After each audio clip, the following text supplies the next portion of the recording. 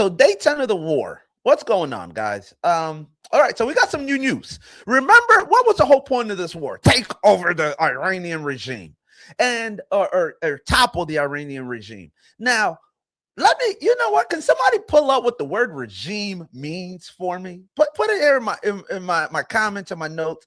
Tell me what the word regime means. How come we always use the word regime when it comes to Iran, but and then like government when it comes to other countries? Right? Like that's already talking about your psyche, right? Like do they call us the American regime or the Israeli regime, or do they call us the government? So you don't want to be subject. Bon dia, Mr. Fireball 619. You don't want to be subject to your own propaganda, right? Like your own bubble. Because remember, we were trying to topple the Iranian regime. But guess what happened? We got a new supreme leader over in Iran named. And who was this new supreme leader? Well, remember, the old supreme leader his name was Ayatollah Khamenei. The new supreme leader's name is Ayatollah Khamenei. It's a son. The son. It's a okay. Here we go. Somebody throw a regime is the government of a ruling system of a country, especially the people in power and how they govern. Yeah. But how come we call them a regime? We don't really. I don't ever hear like the Cuban regime or the Dominican Republic regime. It's always like government, except for when I hear about Iran. So I thought there was something regime there, but no. Okay, cool. So, but it's just government. But the problem with Iran on this 9th or 10th day of war is that the supreme leader got named, and it's his son. Remember, we talked about that they are Shiite Muslims, and what's the biggest pillar of Shiite Muslim is it's martyrdom. It's jihad. Jihad is I believe and I live for something greater than just this life, and it's to be a martyr or act as a martyr for my faith and my family and all that. This guy, remember, his dad was killed in the blast. So you would think, well, we're never going to negotiate. He's never going to negotiate with the United States. You killed his dad, right? Now, on top of that, it's even worse. And I'm not telling. Don't believe me. Believe the people who aren't telling you this. The economists, the people in the suits. Because guess what? Oil prices went soaring today, like 20%.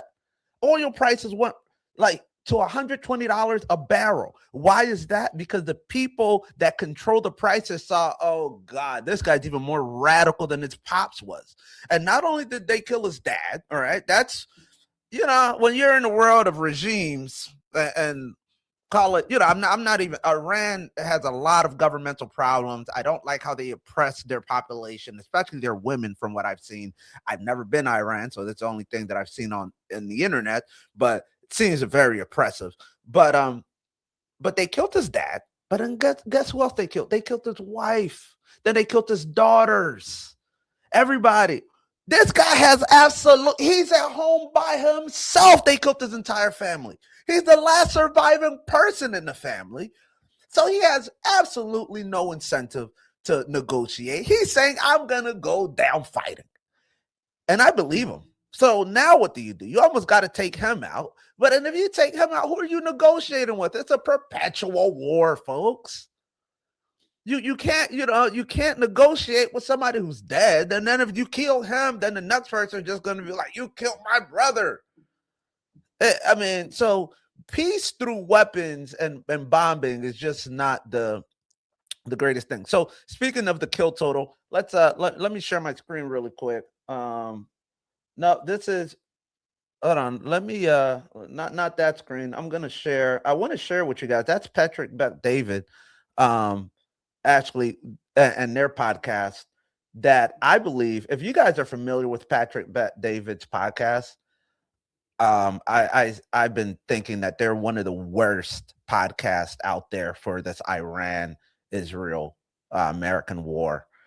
They clearly just don't know anything about international politics, honestly. Very smart, I'm sure, when it comes to business, and he's extremely rich, successful in and investing. So kudos to him. But complete ludicrousy when it comes to war.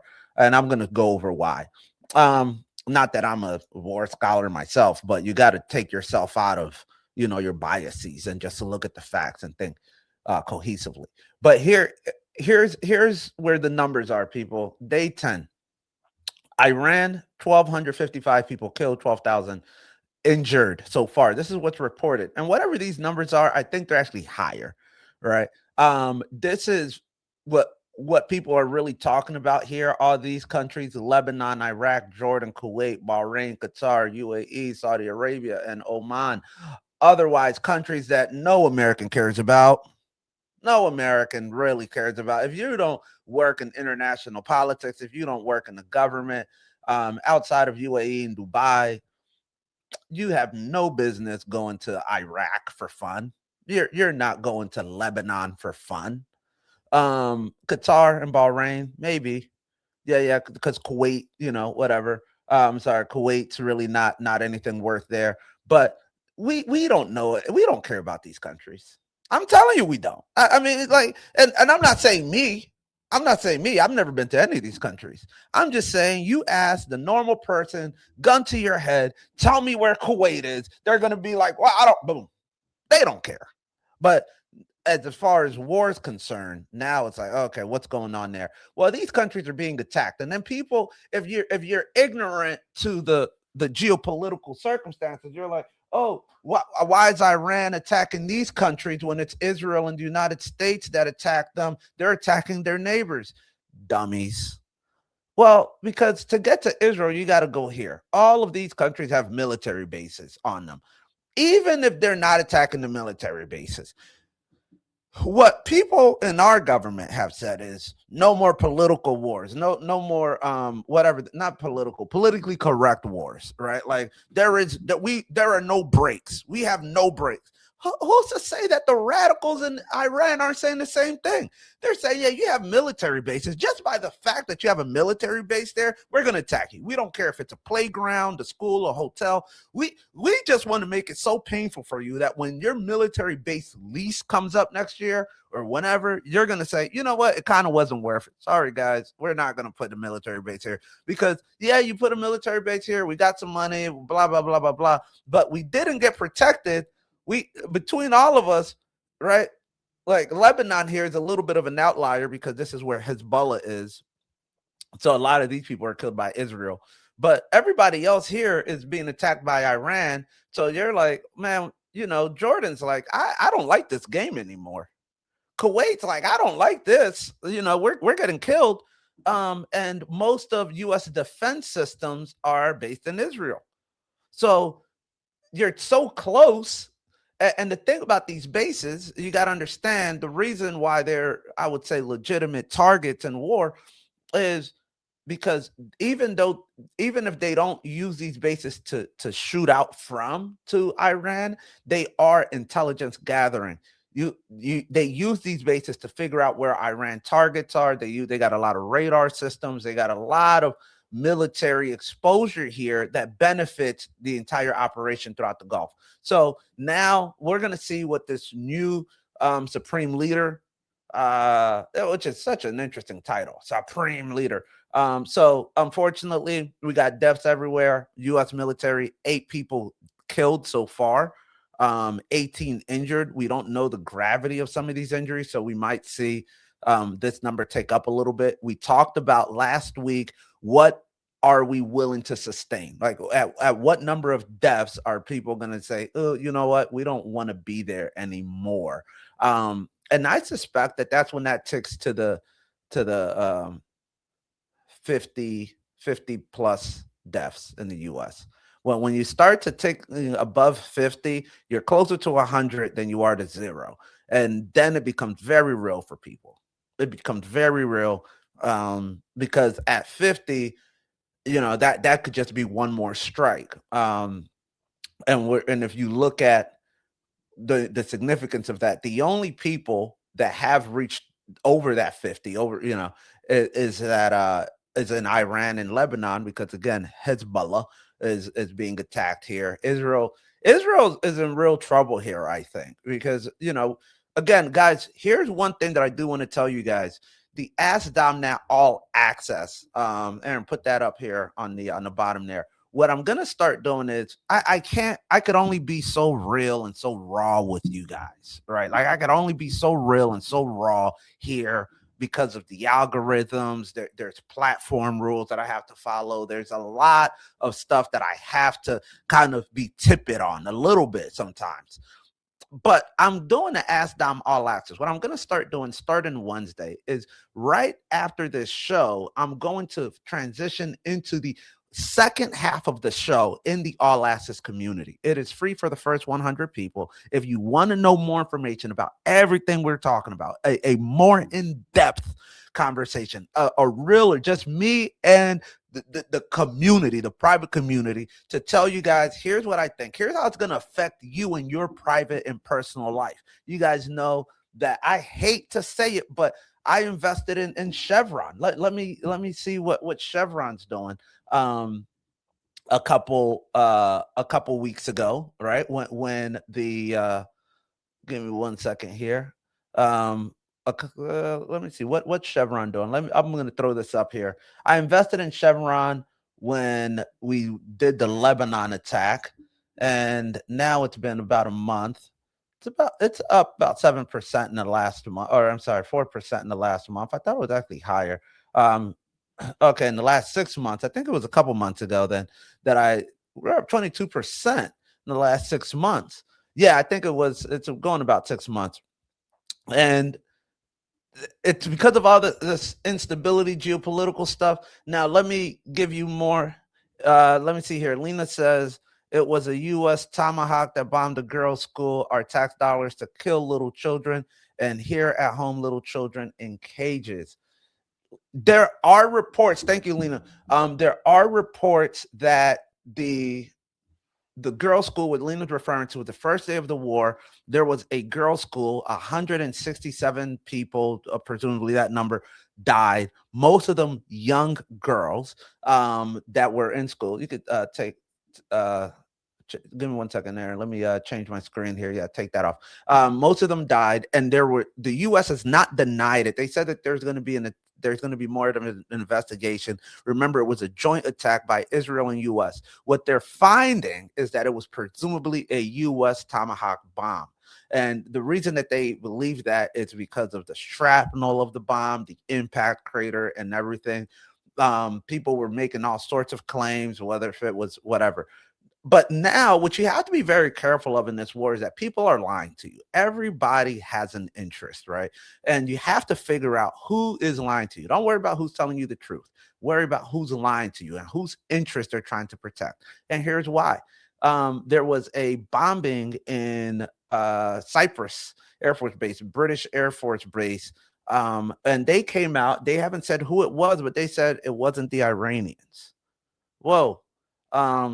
So there's a couple other bombings that are happening, and Iran is saying, no, we're admitting when we bomb you guys, and that wasn't us. But we are happy to take credit. We need every credit we can get, and that one was not us. Same thing happened in Saudi Arabia. So, there was a bombing in Saudi Arabia that Iran said, no, we bombed this, and this. That one was not us. So you have to start wondering who has an interest in getting other countries involved in this war. And that's the sad part about it, is that you really can't say these things out loud without getting censored on these platforms. But that's why you have to join the Ask Dom Now All Access community, so we can really talk about what's going on. Because also, here's the thing. If you think that we are winning this war, and I'm using this word we, not to be partisan, but if you think that we're winning this war, you got to understand that what's happening. India, which we talked about last week, got pretty upset that we blew up a ship off Sri Lanka. There was more information on that, where the United States, presumably, they did give a warning to the ship to let the ship know that, hey, we're about to attack you. Unfortunately, from what the reports we're hearing, again, Iran is no angel here, because from what the reports we're hearing is that the captain of the ship did not allow the people, soldiers on the ship, to abandon ship. They told them, we're going down with the ship. So remember, they were at a paramilitary exercise. It was a conference of peace, I actually, and United States was at that same conference. So it was United States, India, Iran, and some other countries. And as part of one of the requirements to being at that conference and bringing your military ship is that you could not have a ship armed there. Right? When you ask, well, why did they shoot it down with a submarine? Well, because you cannot, go into this parade, military parade there with an armed ship. So the United States knew, even though we're hearing all of this, like, yeah, we took it down with the torpedoes. Why? Because to be at that conference, they couldn't have an armed ship. Torpedoes fly under the radar down low, but they took down the ship that they weren't firing back because they were not armed. So that's a interesting perspective there if you're looking at um, what that really means. But what does India is now really pissed, and India and Pakistan have their own issues. So they're saying, hey, we can't let our energy infrastructure be depleted, and we get a lot of our energy from Iran. Well, now the United States gave India a special permission to buy oil from who? Russia. So now India, remember, Russian oil was embargoed. It was sanctioned. You couldn't buy Russian oil if you were part of a U.S. ally. India is a strategic U.S. partner. I don't even know that we can consider them an ally, but certainly a strategic U.S. partner. But now, and which they have their own civil rights atrocities going on in India. And femicide is a very big issue there. Pollution and just India has, I mean, it's a developing country, but 1.4 whatever billion people, it's a very hard situation to manage. But so they're tipping, right? Like they don't want any real balance of power. They are democracy, so people can uprise, and 1.4, 1.5 billion people uprising is not an easy thing. So they're saying we can't let your war affect us. So they're buying oil from Russia. Here's the problem: oil prices are soaring now, right? Like Bahrain, Qatar, they shut down their oil production and natural liquid gas. So Russia is the biggest benefactor of this.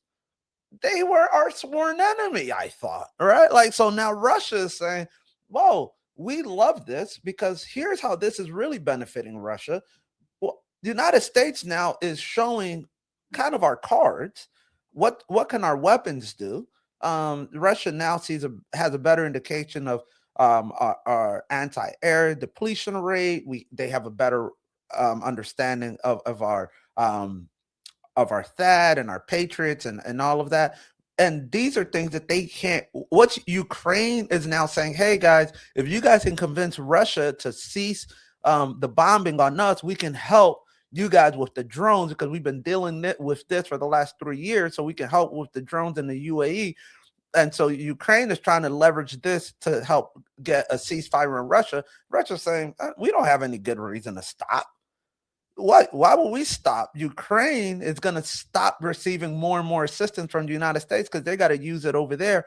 There is going to be a bill for an extra 500 billion or 50 billion. I don't want to tell you guys the wrong factor of 10, but I think it's $500 billion in supplemental assistance for the military that they're going to vote for because this war is costing about $1 billion a day. Now, I use the word war, and here's what I'm trying to tell you guys, and tell me where you guys are calling in from. If you're listening to anybody and they're not using the word war, they're being intellectually dishonest with you, and you got to understand that they're lying to you. And because what you don't want people to do is try to shape your opinion. You want people to just tell you the facts and tell you maybe what they think of those facts, but you have to form your own opinion. And the reason I say war is because when somebody says, oh, no, this isn't a war, it's a special military operation. Okay, well, facts are facts no matter what part of the world you're in. So imagine that the cards were reversed. If somebody, a country, doesn't even matter, let's call it Iran. If Iran one day, while we were negotiating, in this negotiations with the Iranian nuclear program, they decided, you know what, we just don't like what y'all are doing, United States. We're going to bomb the the Congress, the White House, whatever. We're gonna bomb your parliament. No, we don't have a parliament, but we're gonna bomb your House of Representatives. We're gonna kill everybody from the top all the way to the next 43 people in the line of succession. And we're gonna bomb all your military installations in your country. We're gonna stop your oil production. Would you not call that a war here? I mean, would we not say we're in war? Right? Like, just think about that. So that's just the fact of life. Yes, we are at war. And now how we resolve that war is still to be determined. But so Russia is the biggest benefactor of this war. Maybe on the second half of the show, I'm going to tell you why Patrick Bet David and those guys at the PBD podcast are completely wrong. They don't even know what the heck they're talking about with regard to this, because they're talking about how China is going to suffer from this more than anybody else. And this was Trump's master plan with Venezuela. And he's playing 3D chess and stopping oil to China. Such idiots. I'm sorry. I don't even know those guys. I mean, maybe they're not idiots. The takes that they're taking are idiotic and moronic. And the reason being is that they have friends in the White House. They have friends in high places. They have friends that are connected. I don't. I'm a nobody. I have you guys. It's me and you. That's it. So I can be honest with you. I don't have anything to anyone else. We don't have sponsors outside of the Southern Seed Exchange, which not technically a sponsor because I bought my ticket and bought the seeds, but check them out. Southern Seed Exchange for like freaking amazing seeds in here. Buy some good organic seeds. And then Lena, if you're in the Texas area, let me see here, more around the Austin area, she makes custom Pop-Tarts. Freaking amazing. Maybe send me some pictures. I got to show people if you're in Austin, Texas area, and you want some fresh baked Pop-Tarts, custom made. Yeah, Lena. But okay, so back to the war against hunger. JK. But yeah, so we have, and the last video that I really want to show you guys is this. I told you somebody's lying to you, right? Like everybody's lying to you. And we just need to figure out who's telling you the truth. And Iran did a missile firing, and I'm trying to find this video. It's called, Iran was saying, hey, you know what? Let me see if I could find it, guys. They're saying, hey, we're not even using our good missiles yet. We've been using I think it's called the Shahad drone, the slow, whatever. But those drones are the ones that we've been getting ready since 2012 and 2013. We still got the good stuff waiting for y'all. And I'm like, nah, they're lying. They're lying. They don't. This is their good stuff, right? Like, because why hold out? And then I saw a video. Maybe I can find it. It was a video of what's called a Fata 2. It's a hypersonic missile, Fata 2 missile, and it looked freaking insane. I mean, I need to find this video for you guys. That Let me see. Give me 1 second, guys, because I had this video queued up. I don't know where I did with it. Oh, I think I might have backspaced it. But this thing went like, just look up Fata 2 missiles. And the way it exploded and how fast it was going. Hypersonic means that, we don't have to get into the physics of all of it, but supersonic is whenever you go past the speed of sound. Mach 2. When hypersonic is when you sustain over Mach 5 for a prolonged period of time. So sometimes going Mach 5 through Mach 15, you're going hypersonic. So you're going 15 times the speed of sound, meaning if you hit something now, right, if you hit something in 1 second, 15 seconds later, you're going to hear it. It's crazy fast. And I saw the video of their Fata 2, and I thought that was AI. I was like, there's no way that thing is real. And then I started seeing it in real, like, reputable news sources, and I'm thinking to myself, oh crap, maybe it is real. And if that's real, then they might be telling the truth about how many missiles that they have left. And if that's the case, I'm like, oh shoot, this thing is going to drag on forever. So just figure out who's lying to you, who has an interest in all of this. And lastly, let me tell you something about the stock market here, because I don't even feel comfortable with you guys. And again, this is not investing advice, but I don't feel comfortable investing in the stock market right now, no matter what. Because I think we're about to come to a crash. What I think is happening is we're being propped up by institutions that have the people are calling the president, people are calling people, everybody up here is in the loop, right? Like we're down here, we have no idea, we have no control, and they're saying, look, why don't let's just let us take our money out before this really goes to crap, right? So I think we're going to see a crash really soon. The jobs report came out. We lost 400,000 jobs. The stock market slipped. There's all these things that are happening that in isolation would cause for concern.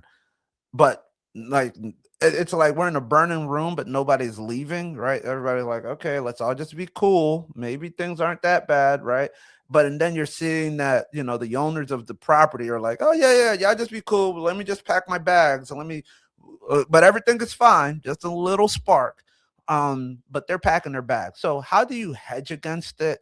I don't know yet. It's not my forte. Maybe, but definitely do some research. I mean, because I've hedged against it. I'll tell you how I hedge against it. I hedge against it by obviously I'm invested in gold and silver, like I've said before. Um, yeah, let me see As a here. But war, gold why don't prices. Oh, what is that? visuals Oh, of okay. So as Operation sorry, this is Saddam no. You can take that missile in off. what I don't Iran know what this calls, is. Oh yeah, that's the Fata. which includes This is the Fata drone, but warhead. but Aaron, why don't we find it and then we can throw it on there? Maybe just mute it. But yeah, there's a video of it just going super hypersonic. And then this is kind of Iran's stockpile of drones and missiles. It's all underground. So this is a longer show, but they're saying that they have missiles for days and I mean for years. They're saying that they're using stuff from 10 years ago. I don't know that I believe it, but so far they've been proven right. But how am I hedging against it? Sorry. So I'm hedging against all of this by, gold and silver, but whatever. That's also fake, right? Like you can't eat gold and silver. So don't worry about that. Your 401k, all of this, if the system goes kapoof, but you want to have some cash on hand. If you have money in the bank, I always say take out, a good amount of cash on hand. $10,000 if you have it. What's the point of having $10,000 in a bank account right now if something happens tomorrow and the banks start closing? Remember, Iran also they hit two AWS plants now, all right? AWS plants, cloud storage. That's where all their monies are at, right? And people are like, why are you hitting, cloud storage? Well, because that's where all the data is at. That's data that the US has, blah, blah, blah. So if they hit the cloud storage of Wells Fargo, all of a sudden you can't access your money. Right? Like don't blame me. I'm telling you guys, prep, prep, prep, prep. So make sure you have that. How do you hedge against it? That's why I would encourage entrepreneurship. All right, like a business that you can actively be making money on. I don't care what that business is, but it's not dependent on just fugazi markets. All right, like even on the best of days, when we're talking Chevron, when we're talking all this other stuff. Remember, yeah, you can go up 30%, which is great in the market. 40% is great. But if you don't have that much money to start, you have $1,000 or call it $5,000 to to start your business. Even $10,000. You have $10,000 to start your business. You go up 20%. That's 2 grand in a year. Great. That's better than the market will ever do over a long period of time. But still, just 2 grand. I mean, you want life changing money, so a business will help you with that. And not just investing. Nobody's ever gotten wealthy by investing in the stock market. I'll tell you that. People have gotten wealthy by investing other people's money in the stock market, but just their own money. Unless you have a rich papa that can give you $1 million, this is just a way to invest, but it's more getting you in the mindset of investing. But getting 15, 20, 30% just by yourself won't really make a dent. You have to find a system, and then when you When you have that system, convince other people to give you a large amount of money, and then you invest that money and make money on the margins. So but that, and then make sure that you have your food security. Make sure that you have your backups. All right. Like, it's crazy to me that if the grocery store that's within a 20-minute radius from you closed down today, what are you doing for food for the next week or two? Think about that. You don't put yourself in a position that you can be a victim, because what are we saying? We're saying, oh, the war is so far over there. I actually saw an influencer. I commented on her page because she was talking about how Egypt was not to you can still visit Egypt. Egypt is not at war or whatever. I mean, maybe I'll pull up a freaking map, but don't worry about it. You guys know where Egypt is. But, and I was like, shut up. This is too close for comfort for me. um Egypt. Why would I be going to Egypt right now when the war is okay, yeah, hold on. Well, let me share this tab. Let me show you what she was talking about. Share my screen. No, share. Am I How come it's not sharing my tab? There we go. So she was saying, so this is Egypt here. She was saying, Cairo and whatever is over here. You can visit this area. Just don't come to this area here because the war. This is where they're bombing in Israel right here. This is Jordan. This is Saudi Arabia. We just went over all the attacks that are happening here. You think I want to come anywhere near here? Shut up. Shut up, people. And you know what I know is happening? The Egyptian parliament or something, you could take this off. The Egyptian tourist department's paying people to say, oh, no, Egypt's still safe.